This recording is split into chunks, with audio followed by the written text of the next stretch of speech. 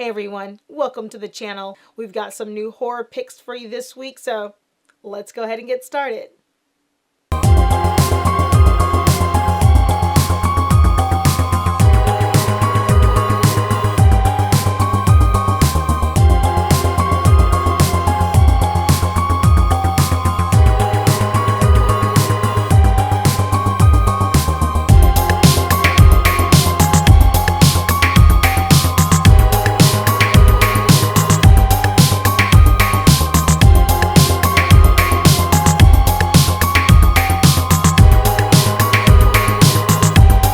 Welcome to Verse Films Productions' annual Screamtober here on our horror channel.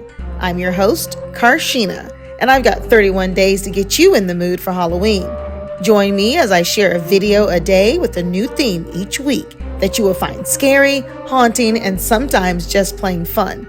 Let's get into it. Week 3 is Directors Week, and we're highlighting horror director David Cronenberg. Pioneered the body horror genre that involves mutation, parasites, or particular medical conditions. David's body of work will always be memorable. Friday the 13th, the series. One episode you can find on YouTube, The Faith Healer, 1988. Season 1, Episode 12. There is no rating because it is a 45-minute TV episode. Friday the 13th was one of Paramount's first entries into first-run syndication. It began the same year as Star Trek The Next Generation, and it quickly proceeded to find its late-night niche. In terms of horror and on-screen gore, it was remarkably graphic. At the same time, it maintained a strong sense of internal continuity, gave us several well-developed main characters, and weekly presented an imaginative and interesting cursed antique. This was one of my favorite shows of the late 80s. It featured a group of pawn shop owners trying to track down antiques that had been sold from their store. The trick was, these antiques had been cursed, and they wound up in the hands of people who more often than not were less than willing to let them go.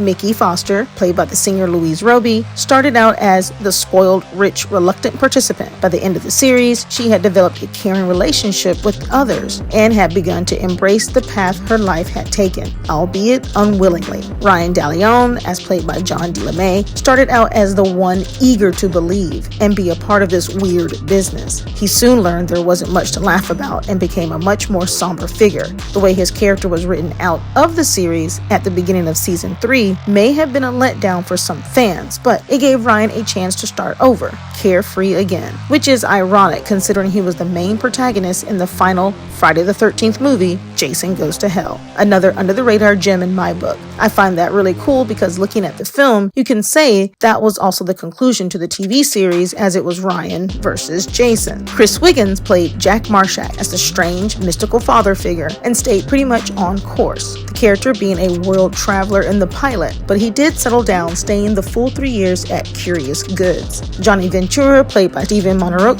didn't have much time to develop, but did go from being a brash hothead to a trusted member after Ryan's exit. All in all, the show was a great late-night horror drama and gave its target audience just what it was looking for. Some good scares, which may seem tame now, were just right for the late 80s fans, especially watching at midnight or later on the weekends. The series was canceled at the end of its 3rd season. The episodes mainly dealt with the main stars attempting to retrieve one of the cursed antiques sold by Louis Vendredi as part of his pact with the devil. He was the uncle to Mickey and Ryan, known as Uncle Louis, and friends with Jack, who used to recover rare objects for him from time to time. The objects were varied, and the curses on them sometimes quite ingenious. David Cronenberg brings his identifiable visual flair to one episode in this series, which ranks amongst the best of season 1's offerings. It has a very memorable cursed antique and a great storyline. Cronenberg crafts one of season 1's most memorable episodes. Friday the 13th, the series, The Faith Healer.